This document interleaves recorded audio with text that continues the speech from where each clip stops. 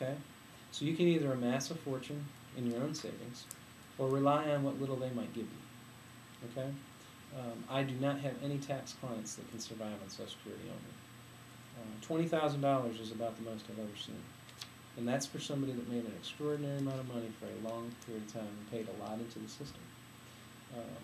It's simply with medication and things like that that you might need when you're 60, 70 years old. It's not enough. It's not enough. So don't even think that it's going to be there. If it is, it's just icing on the cake. Okay? It's icing on the cake. Take care of yourself first. Are your Social Security benefits taxed? They can be. They can be. Okay. It depends on your income. Depends on your income, and up to 85% of it can be taxed. That's right. Mm-hmm. And this can be well, if I die, I've still got money in my account. How does that pass on to my heirs? Okay, that's a good question. In your account application, when you enroll in the plan, you will list a beneficiary. Okay, I'll encourage you to list a beneficiary. The beneficiary simply has to supply a beneficiary claim form, and depending on who they are, whether they're a spouse, a child, or a friend, the ability to do with the money is they can either roll it over into their own type of IRA account, take it out in cash. A death benefit like that, the death exclusion, if you will, avoids the 10% penalty. They will pay income tax on it. Still, the money's never been taxed. So if you leave the beneficiary blank, which you can, I read a statistic where 2/3 of IRAs that are out there have a blank beneficiary. This was years ago, but that means it'll go to your estate. And your estate will follow whatever your will says. You don't have a will, it'll follow whatever the state says. Okay? And in this state, it's down and then up, which means it goes down to your kids. If you don't have any direct descendants, then it goes up to your parents, shared equally. So take control, learn, think through who you want the money to go to should that happen. That beneficiary claim form, or the beneficiary designation, you can list as many people on there as you want to. You can put 2 or 3, or just 1 if you have a spouse. If you claim in North Carolina, if you have a spouse and choose to put someone else on the account as your beneficiary, your spouse has to sign an acknowledgement that you've done so. And for certain planning, that's necessary, okay, estate planning situations. But it's also there to protect the other spouse. Charles Carroll. It's there to protect the other spouse. You can do that as long as you'd like to, and even if you don't get your spouse to sign off on it, they're still going to get it.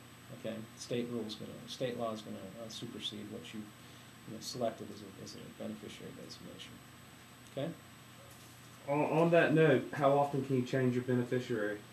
As often as you like. You're in control of that. The method to change is simply a form letter. We have a beneficiary designation form, through American Funds that we can use. But your original signature sent down to our service center for American Funds is in Norfolk. We send it down to them, and as soon as they get it, it's legally changed.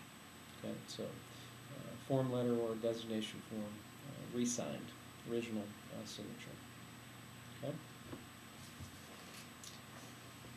Is it true that the benefits are not that significant unless you make significant contributions regularly? That's an interesting question. I didn't write it. Is it true that benefits are not that significant unless you make significant contributions regularly? It depends. What that depends on is if you're 55 years old, or if you're 25, or 30. Okay? Mm-hmm. I'm telling you that if you put $5 every pay period in, and your employer puts $5 in, and you're 30 years old, at 60, you're going to be very surprised what the number is. Okay? Tens of thousands of dollars. If you're 55 and put in peanuts, you're going to get peanuts out, because it's simply, there's a couple of things in this equation. That's right. Time is the most valuable thing in investing. Okay? It's not how much you put in, it's how much time you have.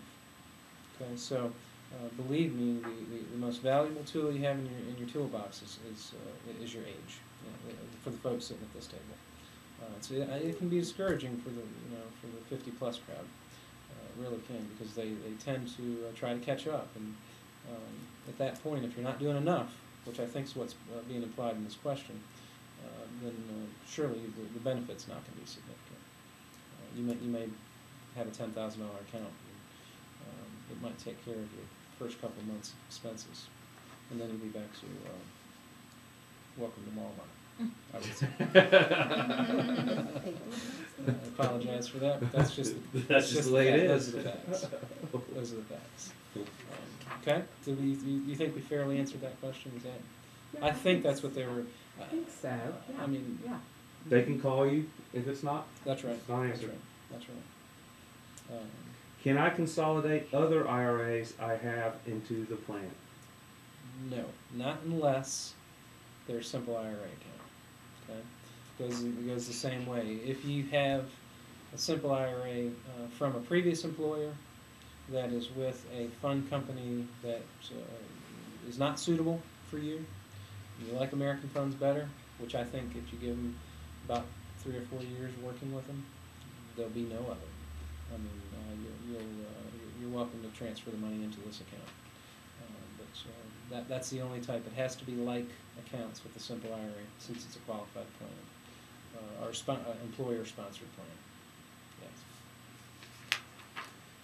Does annual income dictate type of plan? No. I think that what we're shooting for there is. Personal if you make too investment much option? money, does it limit you being able to be involved in this plan? And the answer is no. There's no income limitation. There are contribution limitations. The dollar amount of the contribution limitation is really the only limitation. So it's not based on income. Again, it was a fair question at the very beginning that. If you are eligible for this plan and do contribute to an IRA outside, you'll need to be very careful in terms of the deductibility if you're not doing a Roth, okay? Because the deductibility may be limited, okay? And The next question is, can I transfer an IRA previously opened elsewhere? No, I'd unless say it's a simple- no to this plan. But keep in mind, if you have employees that have IRAs that came from previous plans and simply want, a new relationship with a broker, I certainly can set up an IRA account for them, and we can transfer, money into that account.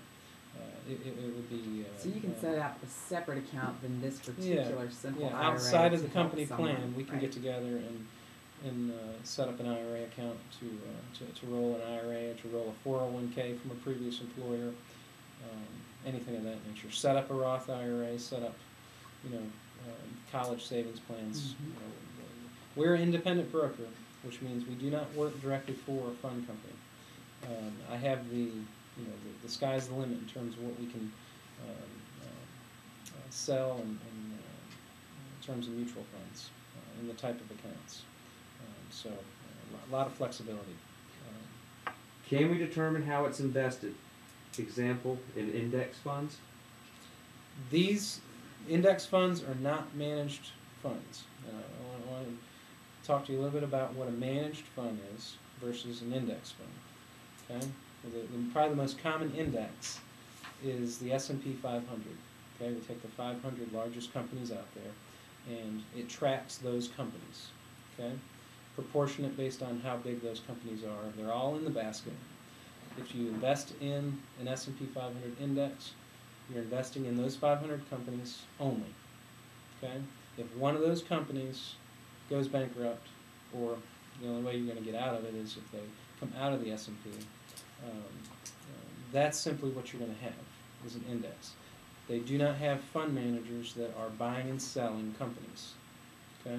An actively managed, which every one of American funds are, actively managed fund means that daily they are scrutinizing their holdings, okay, and they're making decisions whether to buy, hold, or sell. these companies.